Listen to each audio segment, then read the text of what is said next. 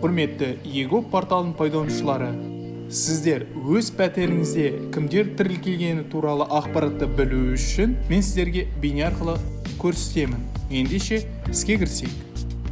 Бастапқыда ego порталына кіреміз. Үстіңгі оң жақтағы кіру сілтемесін басамыз. Мұнда сізге ыңғайлы жолмен порталға кіресіз. Bir жолғы жасырын сөз, электрон цифр қолтаңба және тағы басқалар. Мен ETSQ-ны таңдаймын. Сертификатымызды енгіземіз. Өз паролімді енгіземін.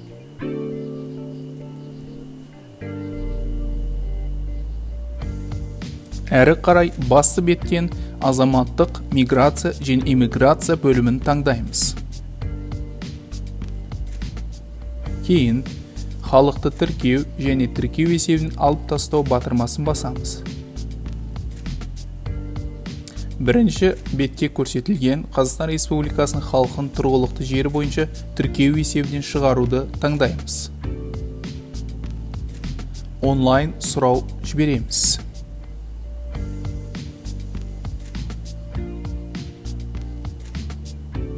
Көрсетілген бетте бірінші қадамдағы облысты таңдаймыз.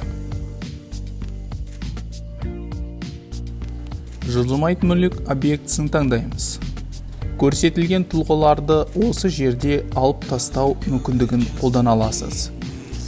ego порталы өте жеңіл және ыңғайлы.